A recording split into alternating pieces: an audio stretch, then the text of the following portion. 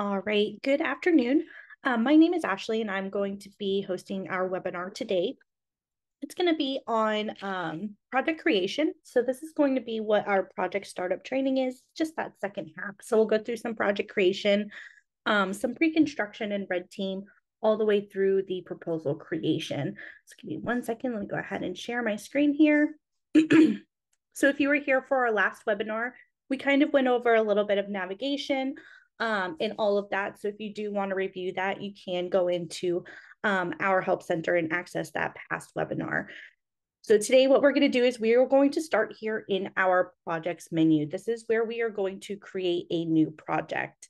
Now, one other way that we can start a new project is up on this black toolbar right here. We can hit our plus new button and we can choose this red box right here that says project, or we can come to our projects tab and we can hit our plus new button from here. Either way, you're going to bring up the same page. You'll fill out the same form. So it's just whatever you are more comfortable with using.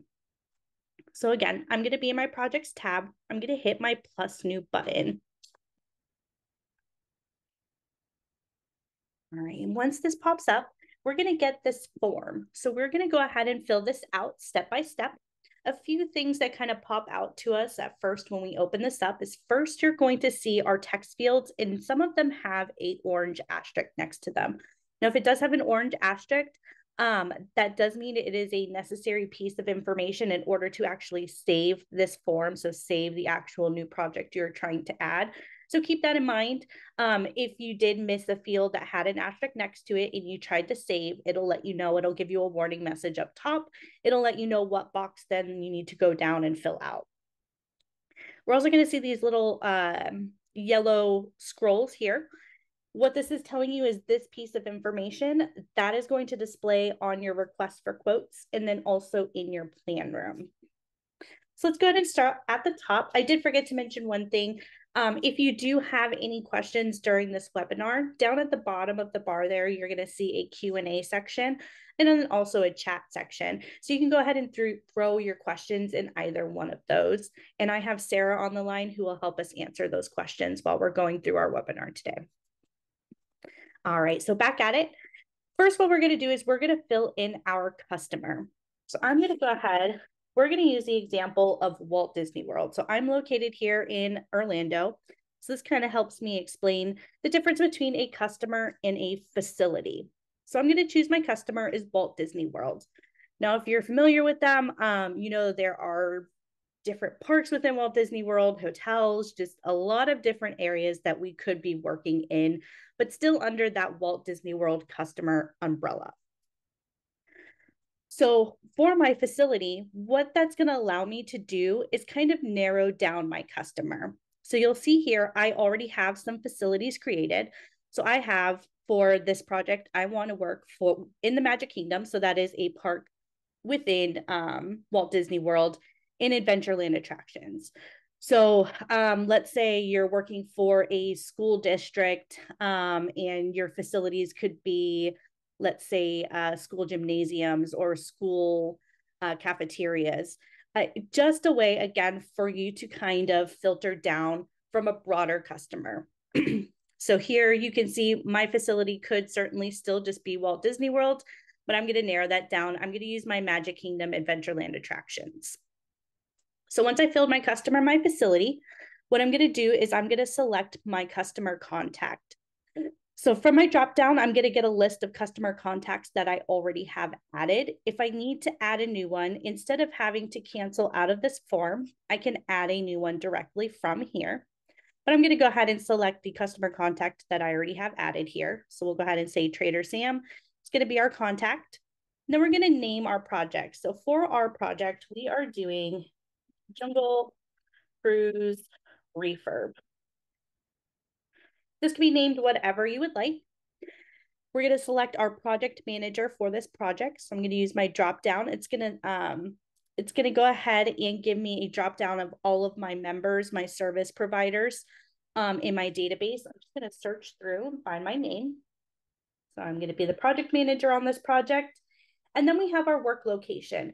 So when you are configuring your facilities, you can also figure specific work locations. So in this scenario, my customer is Walt Disney World. I wanted to narrow that down a little bit, saying my facility is the Magic Kingdom and Adventureland attractions. Now I want to even specify more where exactly my work location is. So we're doing this Jungle Cruise refurb. So I'm going to say that my work location here is the Jungle Cruise. When you do configure those work locations, it's going to allow you to put in specific addresses for your work location, just so we can kind of pinpoint exactly where that work is being done. Now down below, you're going to see some fields. They don't have an asterisk, but they are additional pieces of information you can fill out if you have them on hand. It's going to be your pre-bid date, your pre-bid time, and your bid time. And then we're going to have performance constraints. So let's say maybe the work that we are doing, let's say we need to park in a certain area.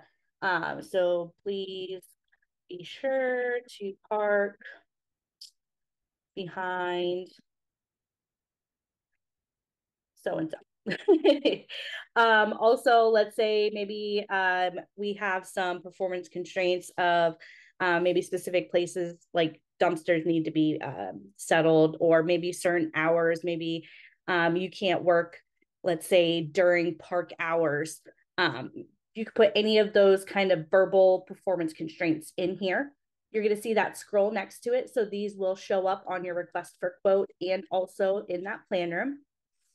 Then we're going to select from some kind of pre-selected performance constraints. So we're going to set our work days.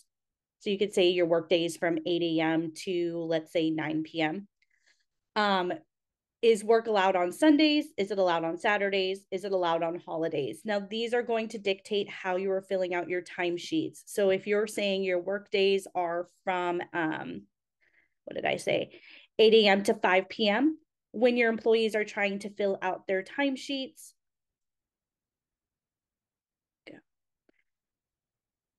it'll allow them to add those hours. So let's say if they're trying to add for Sunday, if they're trying to put hours in a Sunday block, it's going to not let them add that time there.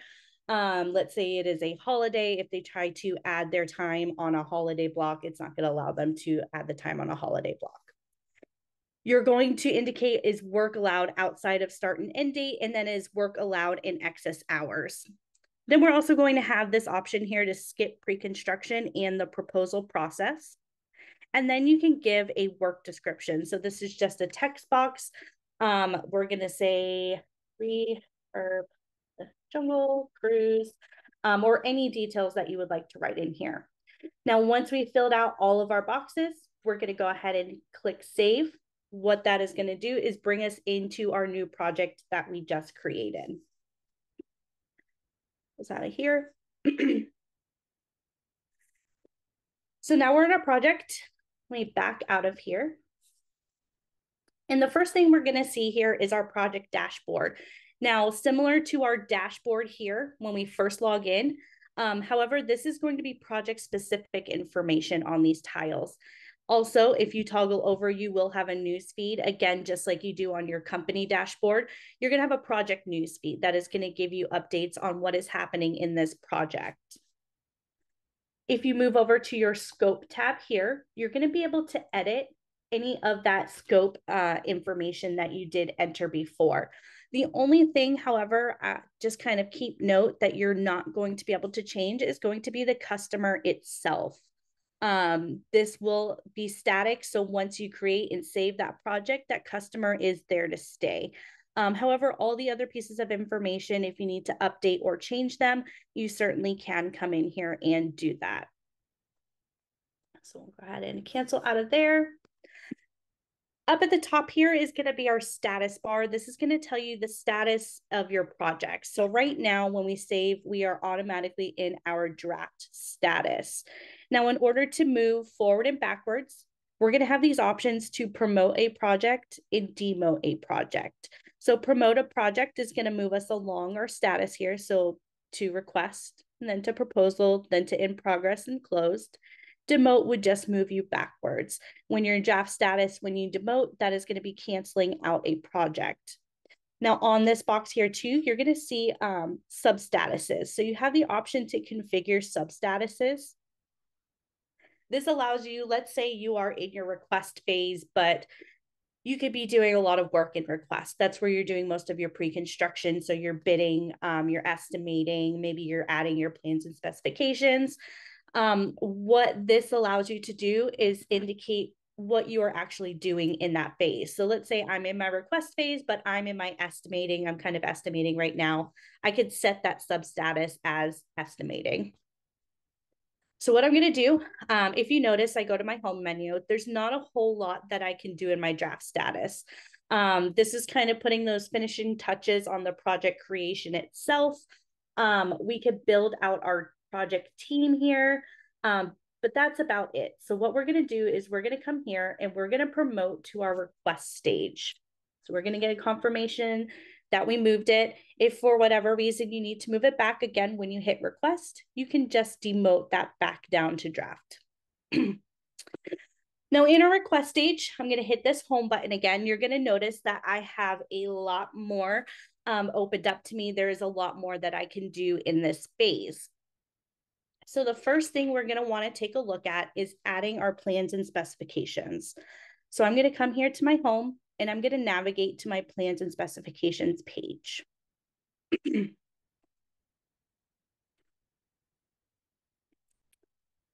All right, to begin adding, we're going to go to our plus new button. Anytime we're in RedTeam and we are adding anything new, we're going to look for this plus new button.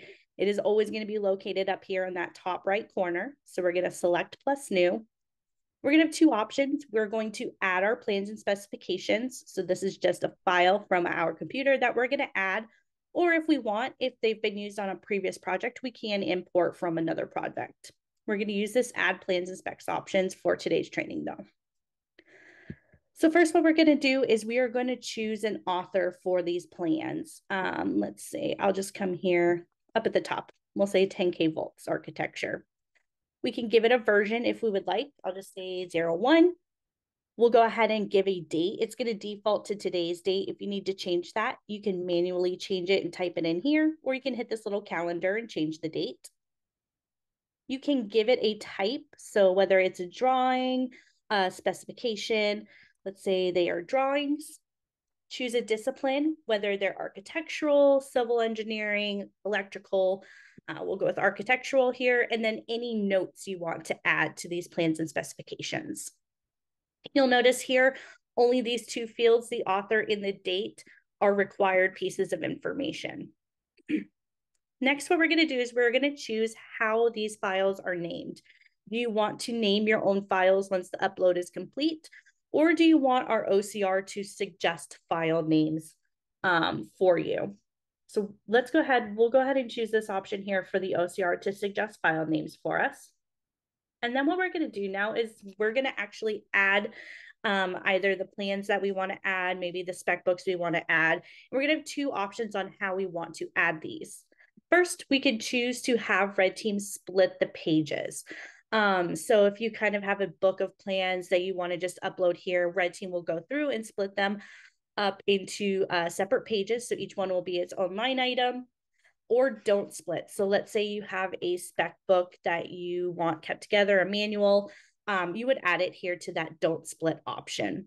You're going to notice the file types that are allowed up here in orange, and then the size that it cannot exceed. Now, this is not in total. This is just when you are adding at one time. So if it does exceed that 250 megabytes, you'll just have to come in and upload in a separate page. So let's just go ahead here. We're going to add our file. Come here to my PDF. It's going to drop it down here. It's going to give me my file name. And then I'm just going to want to make sure I hit that start upload button. What that's going to do, it's going to bring me back to that main plans and specifications page. And it's going to take some time to upload. I have one file, so we're going to kind of see ours upload in real time. Let's say that you do add a little bit closer to that max, that 250 megabytes. Maybe you're adding more than one page like I am right now.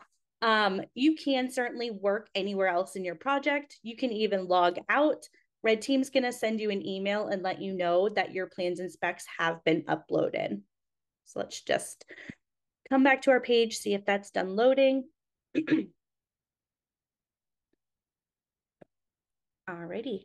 So we're going to see here, now I'm back on my Manage Plans and Specifications page.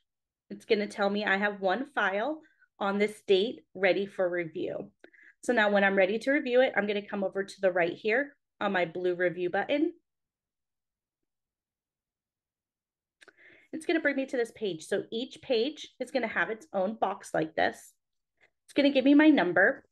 Now, if I don't like the way that it was numbered, I need it to number it a different way, what I can do is I can come into this box. So it's going to be this top box here.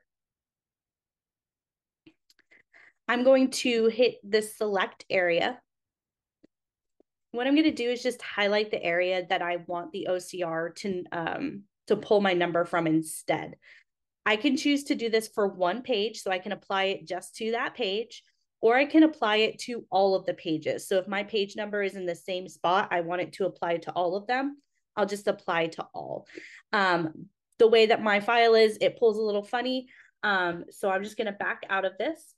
Same with the name. If you want that OCR to pull your name out, you're going to come here to this bottom box. Again, hit select area and then highlight the area that you want it to pull a name out from. It'll give you a loading screen and it takes just a few minutes to kind of read it and pull out the information that you are looking to pull. Now here you can go ahead and update any of that general information we filled out when we first started adding our plans and specs. So that author, description, version, type, discipline, and the date. When we're ready, we're just going to go to save here.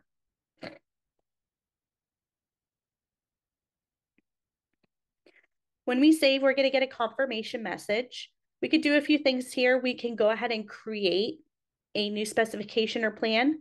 We can create an action item. So this is a to-do. So maybe we need somebody to review these plans for us. We can certainly create an action item, send it to them and ask them to review it. Or we can just close out of that screen, which is what we're going to go ahead and do. And that, once again, is going to bring us back to this main Manage Plans and Specifications kind of overview page. Do we have any questions? I thought I saw one in the Q&A. We did have one. Marina was asking about if she needs to change the customer on a project. So I did type a response there. Marina, you just have to cancel that project and create a new one. Perfect. Thank you, Sarah. So we're back on our line item here. We're going to notice our name for our plans, that discipline, if we filled that out. You're going to notice here, though, our text is green. So our plans and specifications can be in two statuses. So we'll see our status column over here. We have draft status, meaning that it is not committed. It's not going to be in our plans and specs. It's not going to show up in our plan room. It's just kind of sitting here in our Manage Plans and Specifications page. We can come in and make any edits if we need to. When we are ready to kind of commit this and make that push so that it is official, we are going to come over here to our tools bar. We can also, let's say we added 10, 15 pages at one time. We can go ahead and select these check boxes next to them. That way we can commit multiple pages at once. So we're going to go ahead and select all the pages that we want. And we're going to select commit. We'll select OK. Now you'll notice when we do commit our plans and specifications, that text there is going to be a visual for us. It's going to turn blue. But again, if you scroll over to that status bar, you're going to see that it is committed. If for whatever reason you do need to kind of take it back to make any edits, again, you can go ahead and select this check box and you can just uncommit it back to that draft status. So very, very simple. Alrighty. So that's going to be it for plans and specifications. Now, what we're going to want to take a look at next is adding an addendum. Now, adding an addendum is going to be pretty much exactly the same as adding your plans and specifications. There's just going to be one extra step here. So let's go back to our home button here. We're going to go to our addendums. Also, when we are on this Manage Plans and Specifications page, you can also come to, we call this a little hamburger menu. So you can choose that menu there. and you can toggle over to your addendums page here. Alrighty. So on our addendums page, we're going to hit that plus new button here. We're going to give some of that general information. So our addendum date, let's choose today's date, any instructions. Down here, we're going to fill out our authors. So let's just go with the same author. We can give a version number, again, a date. We can choose a type and a discipline. Now what we're going to do again is we're going to upload our file. So I'm just going to say I'll name my file this time. I'm going to go to plus new add file here. I'm going to go ahead and select my PDF. I'm going to download that and start my upload.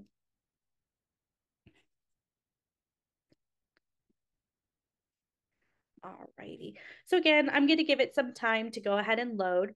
You're going to see here I have one file ready for review, and I'm going to go ahead and review that.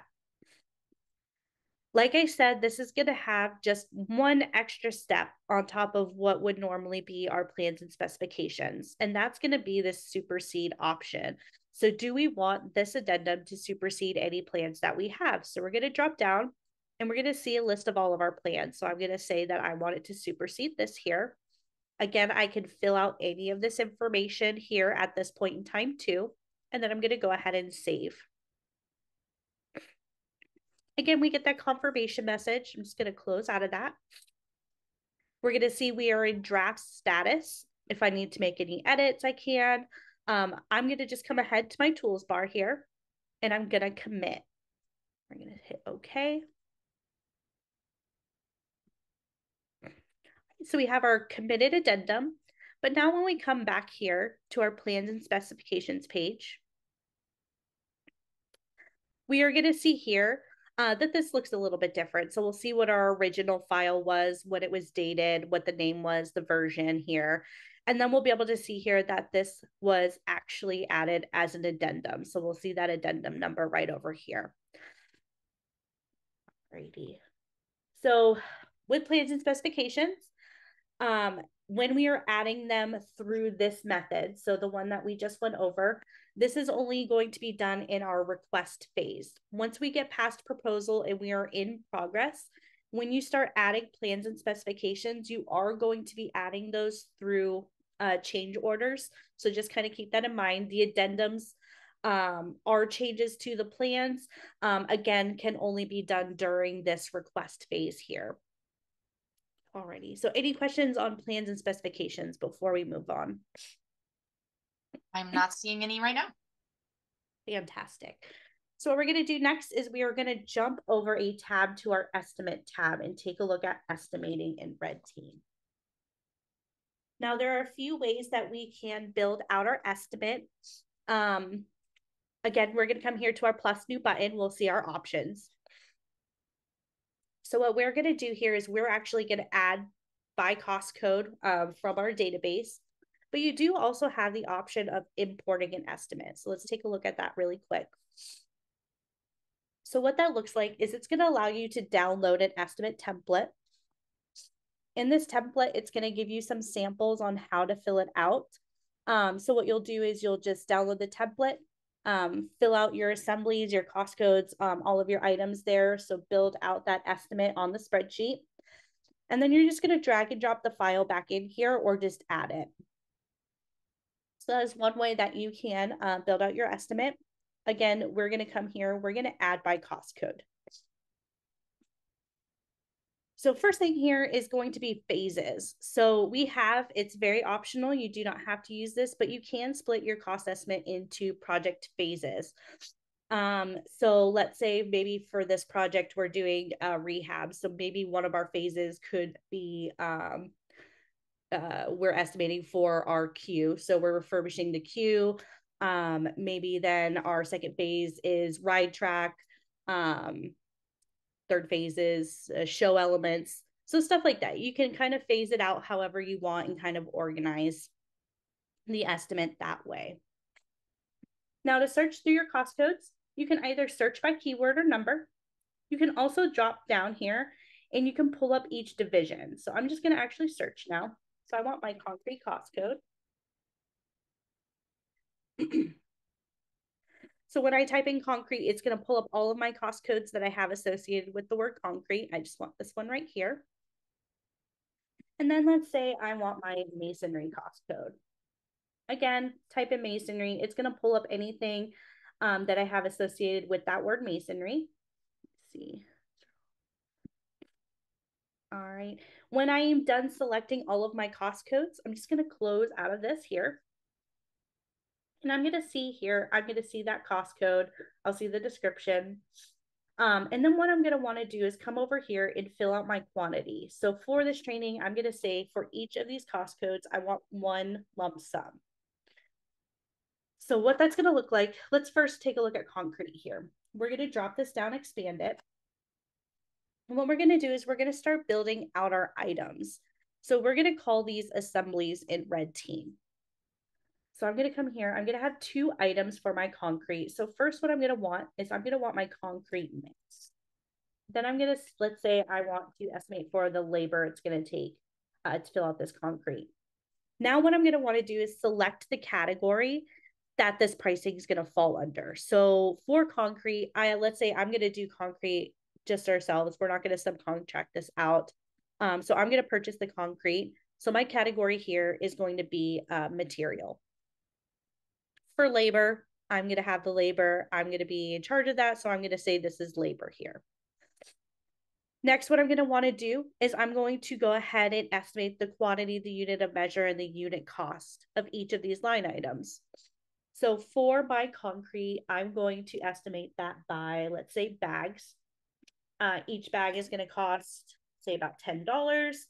And let's say I'm going to need 200 bags to do my job. Then I'm going to go ahead and do the same thing for my labor. But for my labor, I'm going to want to go ahead and estimate that as hours. I'm expecting this to take, let's say, 260 hours, and it's going to cost $45 an hour. So you're going to see here, as I start filling in these values, they're going to pop over into these columns over here on the right-hand side. So I'll have my labor column starting to fill out and my material column based on this category that I chose here. So once I'm done filling this, building this assembly, I'm going to go ahead and collapse that, and I'm going to work on my next one. So you'll see here, what I brought in here is what is going to be called a master assembly. So this is one that I've already previously saved. So in order to do that, let's say you use this concrete assembly quite often. What you can do is you're going to want to name it. So give it a description. Let's say concrete for attraction Q. I'm going to come to my cost code here, and I'm going to save as a master assembly. So what that's going to do is now the next time, close out of that. The next time I come in to build a project, maybe next year they need to do another refurbishment. What I'm going to do is I'm going to be able to come in here to my plus new button. I can go to add new cost code. Here I'm going to go concrete for attraction Q. So I'll just select that, and that's going to throw that onto my estimate with this assembly already built out. So just like this masonry one here, I have my assembly already built out for me. So with my masonry here, I have this built out. I'm going to need my bricks. I'm going to need my labor.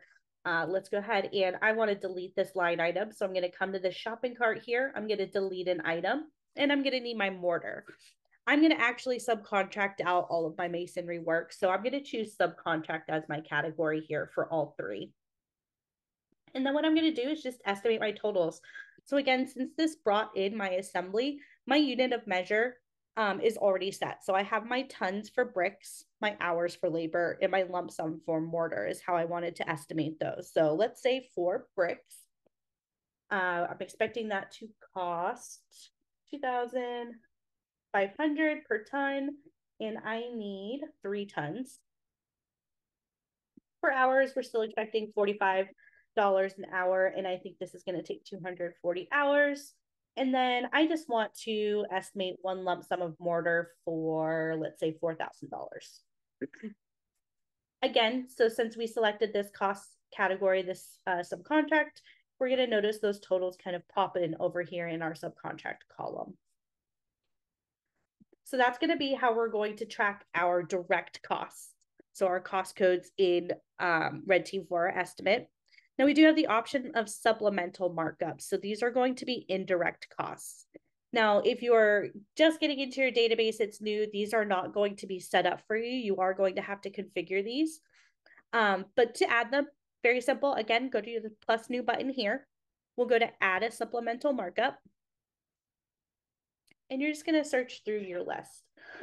If you do not have any configured, you can add them from here. So we'll go to our plus new button. We'll give it a title. Let's say, if I can type, we'll select a division that we want to assign this to.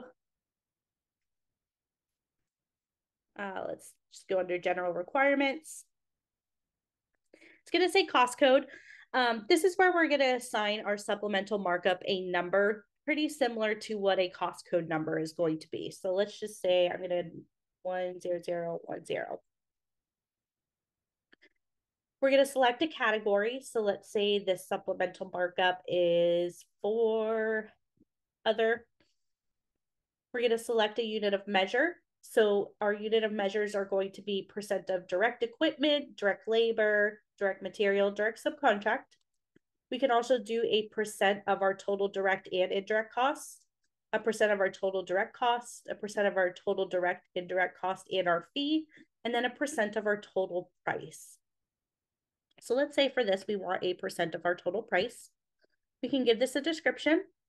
Then we're going to check off, is this supplemental markup item, is it billable on a unit price basis? Then we're going to want to go in here and we're going to give it a standard price and a cost estimate price. So I'm going to just say it is the same percentage for each. So we'll say 5%.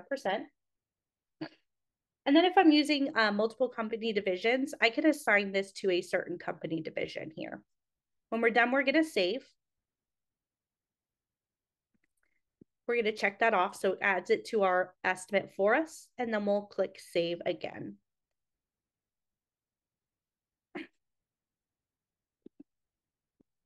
Maybe.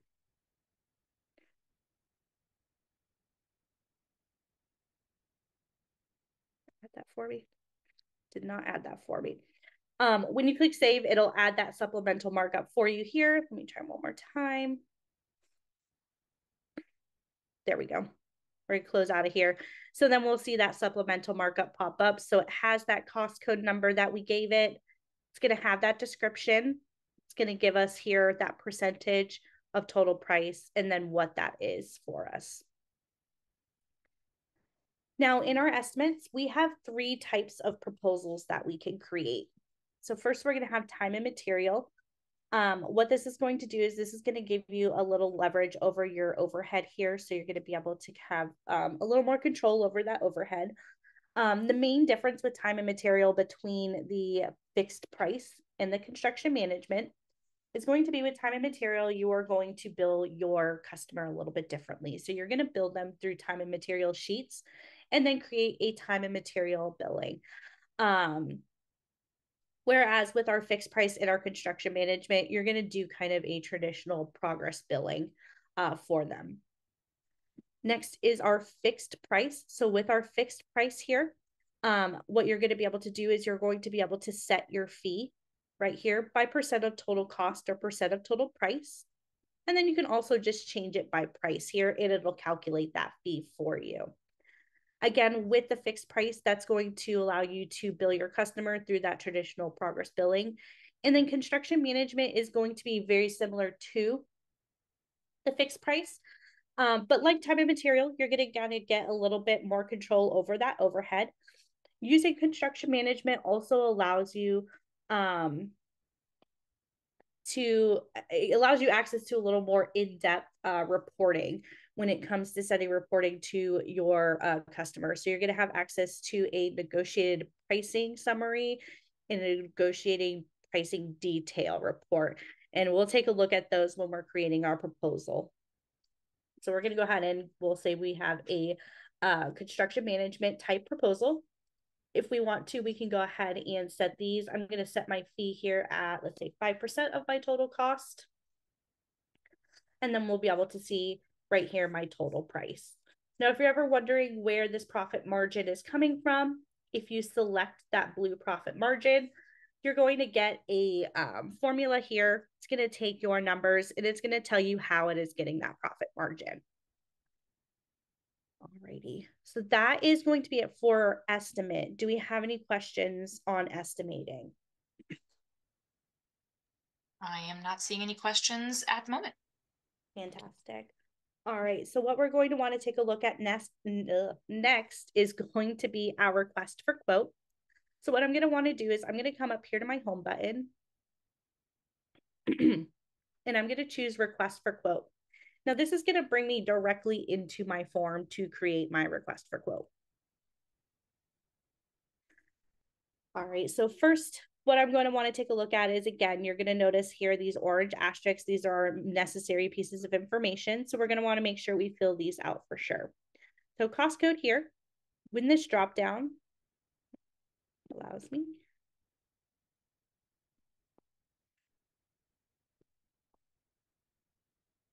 So in this drop down, I'm going to be able to access any planned cost codes for this project.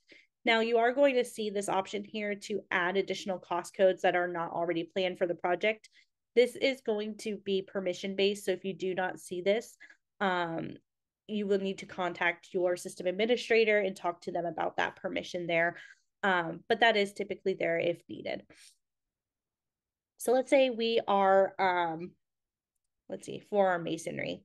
Let's go ahead and request quotes for our masonry work. We're going to select a category. So let's just go with subcontract. The requester, so who is requesting this, it auto defaults to by name because I am the one that is filling this out and I am signed in right now. If it is somebody else, you could go ahead and use that drop down there. Required on date, when do we want this back? I'll say by the 15th. We have the option of giving it required on time. So let's say the 15th is a Friday. I don't want them sending this in at 5 o'clock on a Friday. I want actually some time to review it. So let's say we want it in by noon on Friday. We can give any special instructions, add any attachments that we would like. Keep in mind, every time that you send out a request for quote, you are sending an attachments page with your plans and specifications. So this will be anything on top of that. Then what we're going to do is we are going to search through our database, through our vendor database, and select who we want to send these requests for quotes out to so that we're sending, creating multiple requests for quotes at one time for this one cost code. So there's a couple ways we could search. We can search by cost code itself. Now in your vendor database, in your vendor profile, I'm sorry, you have the ability to assign what is called trades, and that is going to be cost codes. So that when it does come time for this request for quote search criteria, when you're adding that cost code or that trade, you'll be able to kind of pull through those vendors there. Qualifications are going to be pretty similar, except that they're going to be like tag words that you're going to make up. So let's say maybe you need, let's say, builders in the Northwest specifically, or women-owned business, any kind of tag that you can think of, any qualification. Again, you're going to assign those inside of that vendor profile. We can go ahead and choose to only include vendors with contact addresses within a certain distance of a certain postal code, with certain credentials in a certain county, a state, and we can search just by vendor itself. Then we can also search if we have experience with the customer, and then just customers with emails. So I'm just going to go ahead with this masonry and I'm going to search. Now that's going to bring up a list of vendors that match any of my criteria above. I'm going to be able to view what their name is, where they're located, their rating. I'm going to be able to choose a contact from their company that I want to send this request for quote to, and then maybe any notes that I've kind of put for these vendors. So let's say I want to send this out to First Orlando Handyman Services and Able Pavement and Concrete. So what I'll do is I will select the contacts I want. So let's say I'm going to send this to my sample vendor contact, and at Able Pavement, I'm going to send this out to Sarah. Once I've made all my selections, I'm going to come up here to my Save button. I'm going to get that confirmation message. So what I can do is I can add an additional request for quote. I can create an action item, or I can close this out. So let me close. And that's going to bring us back to our manage vendor quotes for original scope. Now we're going to notice here, again, that visual, our text is green. This means this is in draft status. If we need to make any edits, we can come to this edit button here.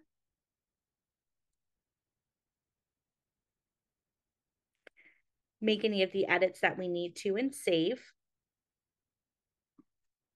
We can view our request for quote. So take a look at what it's going to look like here.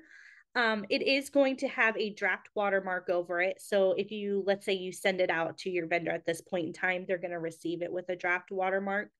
So kind of keep that in mind. But if you do want them to review it first, you can still email it out at this point in time. So once we are done, we don't need to make any more edits.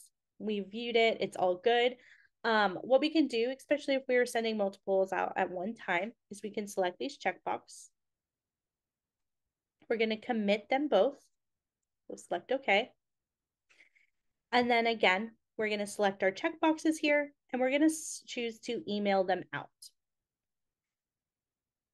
Now with this email box, this top section here, this is going to say header section. This is going to change all of this information for each one of our vendors. So you're going to see here, I have a box for each vendor. So First Orlando Handyman Services, and I have a box here for Able Pavement and Concrete.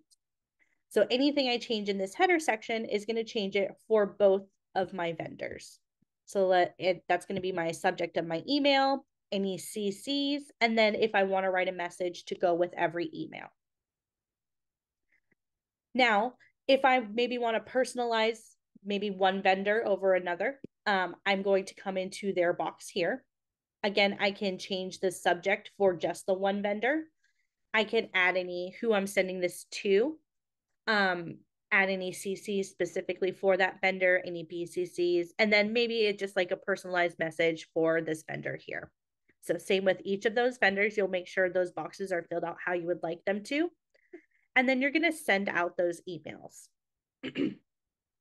So once the emails are sent out, ball is in court for your vendor. So what they're going to do is they're going to open up that email, and they're going to be able to answer through that email directly. And this is going to come back and convert itself into a quote. In a training environment, we don't really have the opportunity to do that. So I apologize. Let's say you do have a vendor that does not want to answer through that method. Maybe they just want to send you a quote through email. That's fine. I'm going to show you how we can do it manually on our side. So let's say First Orlando Handyman Services, he didn't want to answer directly through the email. He just wanted to provide me with a quote. I'm going to come here to my tools bar. And what I'm going to do is I'm going to convert this request to a quote. So all my information on top is going to be static. This is information that I already filled out for the request for quote information. Now, what I'm going to want to fill out is my quote information. So we know we have a quote for this cost code. We're going to select the date that we received it. Our default category, so we know this is for a subcontract. What we're going to do is put our bid total in here. So let's say he sent a bid for $8,000. Any notes? Then we're going to choose when we save this, do we want to save it into that draft status, or do we want to just go ahead and when we save, allow it to commit? So we'll just go ahead committed. Since we were saying this was provided to us in an outside method, we can add that attachment. So add that actual quote here. And then down here at the bottom, we're just going to want to make sure that we check off all the items that the vendor actually quoted for. So maybe this vendor only wants to submit a quote for bricks and mortar. Maybe they don't intend to do the labor for us. So you're going to check off those boxes to kind of reflect that. We're going to say this vendor went ahead and said they're going to do all items. They're bidding for all items here. So we're going to check those off, and we're going to hit save. So we're going to close out of here. We're going to notice now, back on our page, we're going to see this type here, where it was a request for quote and RFQ, has now changed to a quote. Now, let's say we did not solicit a quote out of RedTeam. We just received a quote from a vendor, unsolicited. You can actually add that into your system to kind of keep track of that. So you're going to come to your plus new button on this page. And what you're going to do is you are going to add an unsolicited quote. Now, building out the unsolicited quote is pretty similar to a combination between creating a request for quote and then also converting that request for quote into a quote. So first, what we're going to do is select our vendor. See what's one I didn't use already. We'll use 4G Concrete. We're going to select the cost code. So we'll say masonry here. We'll give a date. We're going to choose the contact. I don't have any contacts there. Let me use a different company. There we go. Okay. We're going to select our default category. So we're using subcontract for this. We're going to add a bid amount. So who the requester is. So who requested this? I'm going to go ahead and say myself. Again, when we save this, do we want this in draft status or committed status? Any special instructions that were on that unsolicited quote, we're going to add the quote, the document itself here. And then again, just selecting the items that were included in that quote here. And we're just going to save. We're going to close out of this confirmation message. And now back on this page, so under our masonry here, cost code, we now see that for 100% reliable plumbing is going to do our masonry this time. But we see here that they added a quote. So now we've received all our quotes back. And now it's time for us to kind of select which one we want to go with. So what we're going to do is under our cost code here, you're going to see this best column and there's stars right underneath it. We're going to select anyone. Does not matter which one we select. We're just going to click on a star. And what this is going to do is it's going to bring up our compare quotes page for us. So we're going to see the cost code that we're comparing quotes for. We're going to see our assembly broken down over here to the side. So we know that our items are bricks, labor, mortar is what we're asking for, bid for. We're going to see our estimate information. So what we estimated here. And then we're going to see each of our quotes side by side. So a few things, we're going to start going down as the first here is we're going to be able to compare side by side what their rating is. We're going to skip over the select as best right now and ignore that for now. Then we're going to be able to see which items they actually did send a bid for. So like I said, let's say maybe First Orlando did not want to do the labor. We would just see an empty box here. So this is just kind of a visual check to see is this vendor submitting for all of our items, maybe just a third of our items, just a good visual to take a look at. Then what we're going to do is we're going to see the quote amount. So for each vendor here. So I way underquoted this, but it's okay. So we're going to see here, this vendor here quoted $8,000 for the work. This one, $8,500. You're going to see here a total for excluded items. So let's say that, again, First Orlando did not want to do labor. And this was empty. So in this box here, we would see that $10,800 reflected in our excluded items total. So we're going to see our comparative values here. And then what we're going to see is a variance. So that over under for us. This is all information that we're going to be able to see side by side. And what we're going to be able to do is we are going to be able to select which vendor based on all of this information is best. So that is where this select as best button comes in. Two things happen when you select as best. Now this is optional. You do not need to use the select as best option. It's not going to prevent you from doing anything in the future. But this does do two things when you do select as best. First, what it's going to do is it's going to take this bid value and it's going to replace your estimated value in your estimate. So if for whatever reason you were estimating for maybe just a little bit of buffer and you wanted to keep that estimated value in, you would not want to hit the select as best because again, that is going to change it to the actual quote amount.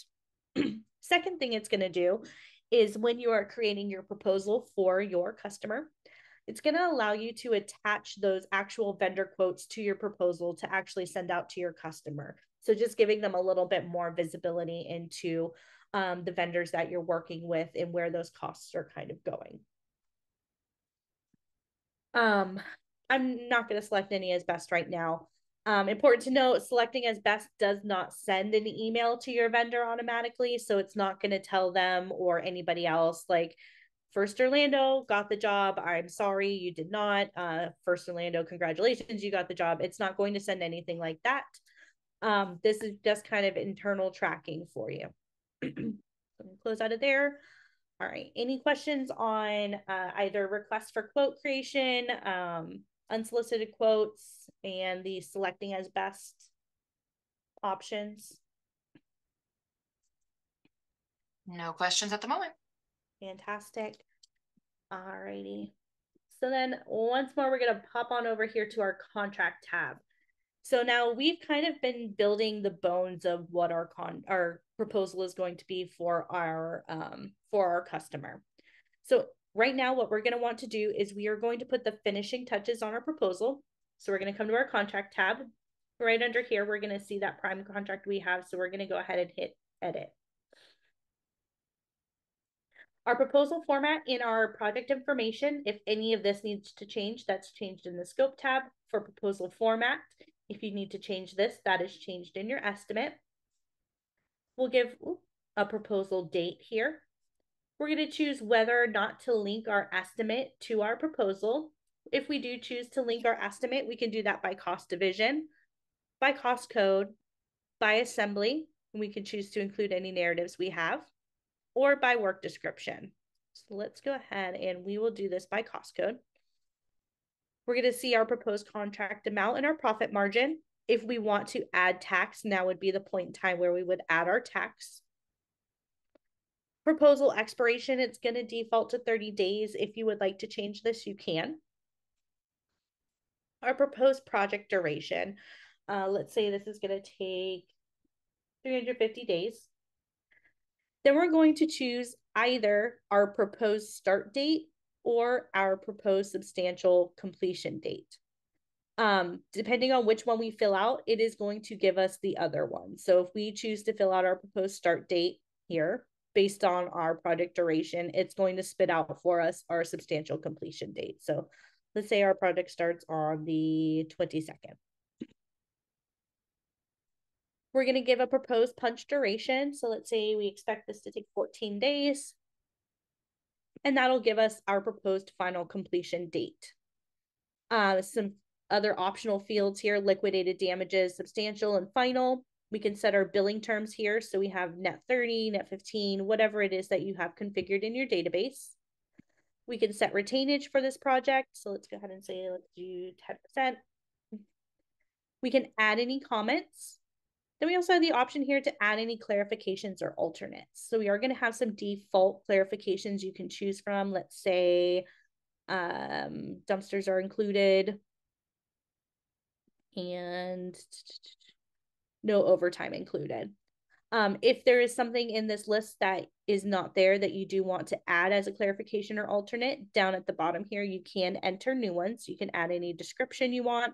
And then if there's a dollar amount attached to that, you could add that about here also.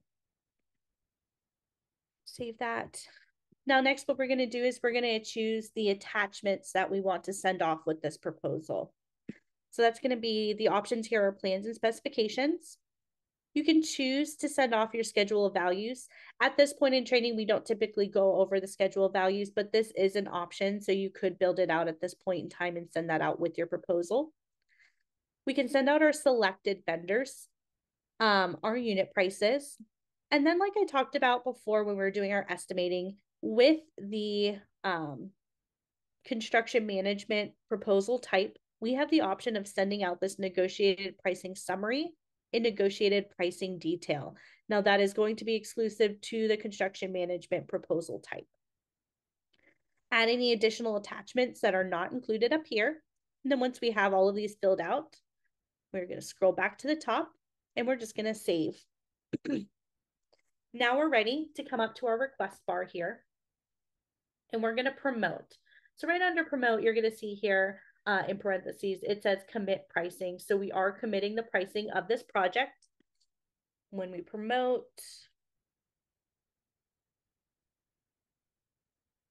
all right, it's going to let us know here our project has been committed. So we are now in our proposal phase. So this essentially, like we were talking about, we have draft status, we have committed status. When we're in request phase, you can go ahead and consider this proposal in its draft status, essentially. When we move the project into proposal, at that point in time, we are essentially committing our proposal. So now we are ready to go ahead and send this out, so we can go ahead and view what our proposal looks like. So we'll just kind of scroll through this kind of slowly here. You'll see that general information up at the top, that project information, the price of the project, the duration, any those clarifications. It's going to let them know what attachments are included in this proposal here. Scroll through. This is what our attachment pages will look like. So our plans and specifications. If I had selected any of those vendors as best, those vendor quotes would show up here. Any unit prices that we have. This is that negotiated pricing summary. So you'll see here each of our cost codes, and then the totals for either labor, subcontract, material, equipment, other. And then our negotiated pricing detail. So what that is each of our cost codes, but it then breaks down into those items that we built out, those assemblies for us, and then those supplemental markups down at the bottom. So when you're ready, if you are connected to DocuSign, you can send this out through DocuSign, get a digital signature back, or you can go ahead and hit this email button.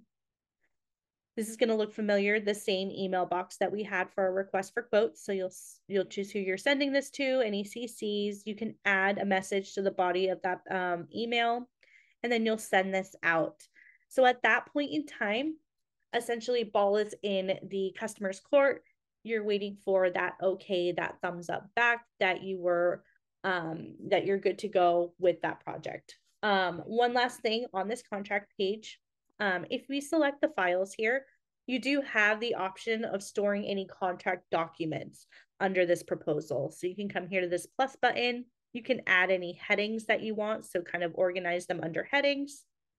Back in that plus button, you can add the actual contract document. So you'll go ahead and choose that scope of the project. So that original scope we're working in, you'll name whatever the document is, give it a date, and then attach that actual document here and then save it. So kind of a way to kind of keep all of those documents together. Once we get our proposal signed back, we're good to go. What we're going to do is we're going to select our proposal status, and we are going to promote and authorize work. So we're going to promote to in progress. All righty. And then that is essentially where our project startup is going to end. And what we'll do is in our next webinar, we will pick up with our project management and our in progress status here.